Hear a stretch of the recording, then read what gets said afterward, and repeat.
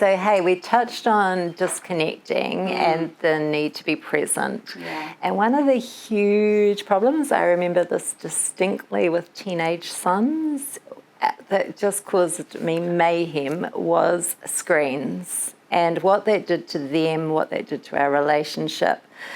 And also what us being busy with screens is doing with connection and awareness. So shall we go there? Are you ready for talking about screens? Okay.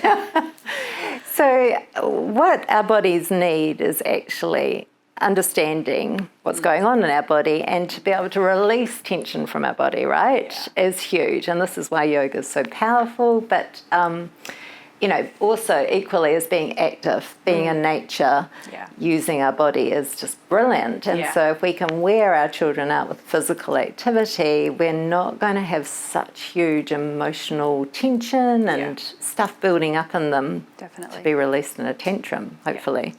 Yeah? Hopefully. A little. Fingers crossed. Nature's good. Okay, but the opposite of that is where we're spending a lot of time, the little person is spending a lot of time on a screen, getting so sucked into it that we forget we're hungry, we forget we need to go to the toilet, we forget we've been there for hours. Mums, dads, educators, whoever are kind of going, well, this is a bit of free time for me. And it becomes this trap we all get into, right? Definitely a trap. And it's not to say that there's not going to be screen time. I certainly can understand that. However, there really needs to be some boundaries around it. But I think aside from that, let's understand what's really going on when there is so much screen time. Let's really unpack what's happening for the mind and the body.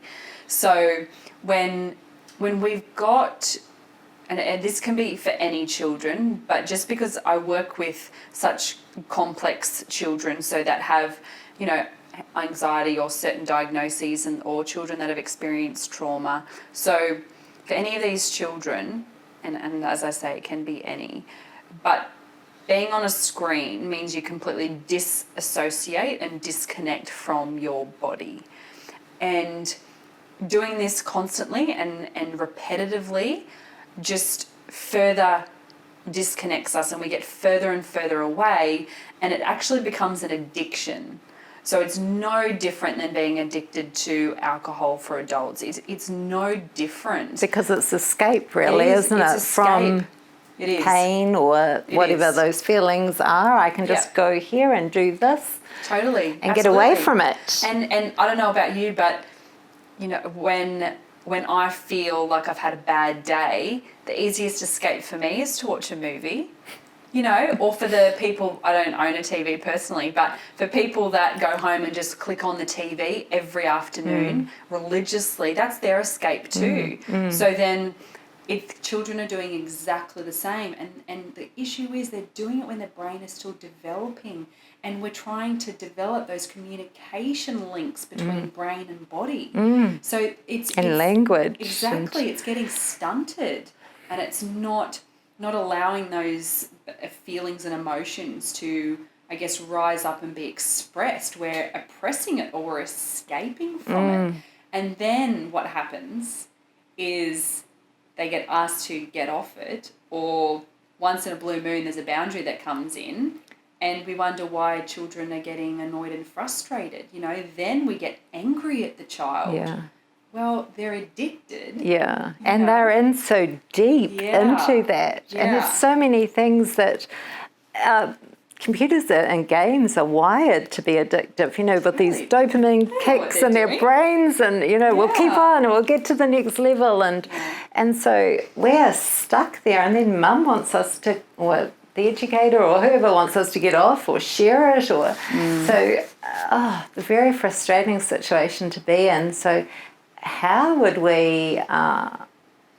we keep the balance here? And I guess that's that part of needing to contribute, needing to be outside and having our spaces that are screen free. But that's really tricky when often adults are modelling constantly being on their phones. And, True. you know, we see this, don't we? So it's a lot about our own personal boundaries, and once again being Completely. a role model that I've got screen-free time so I can connect with you and be present with you. Yeah. And valuing that. Having rules. I think there's always simple rules, not at the dinner table, not in beds, because once again, what's it doing to sleep patterns?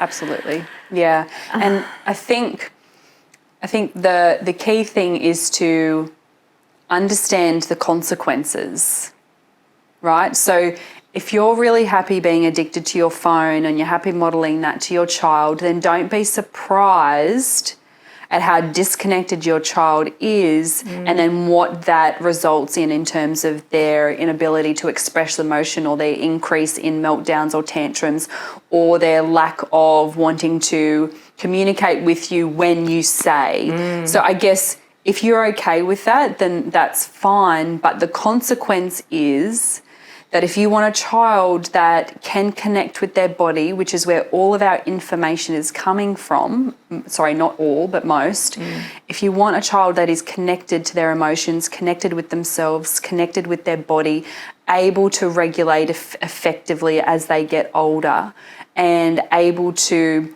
connect with you and vice versa, if you want that healthy child growing up and understanding themselves, then you don't want them on a screen all of the time. And when I say all of the time, so more than, I mean, I don't know, I spoke to Tony Atwood not long ago, and there's many different opinions on this, but you'll know when your child is addicted and when they're seeking it. When they're seeking it, and that's the only way that they can calm themselves, then you know that's when you need to back off. Yeah. If that's what they seek every day after school and they get angry and they're, you know, if that's their go-to method to self-regulate, then that's when you need to implement something new. That cannot be the self-regulation method at all.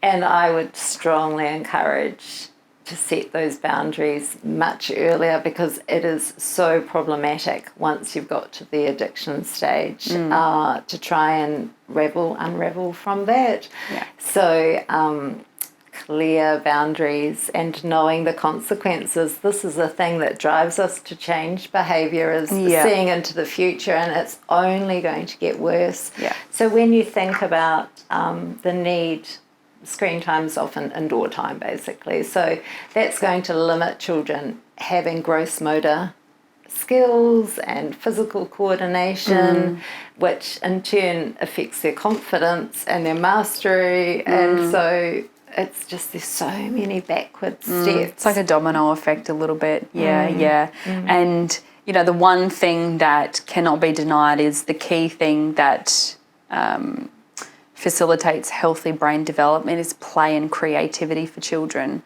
And play and creativity is not enhanced during screen time. It's just not. It's a world that is artificial. It's not responsive.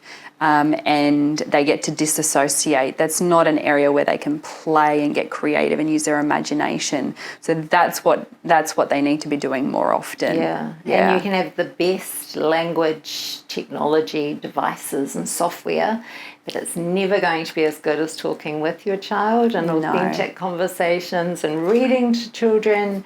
So language skills as well as development, as well as emotional development, social development, you name it. Holistic development and screens don't go together. No, they don't. Sadly. No. It's a problem. Yeah.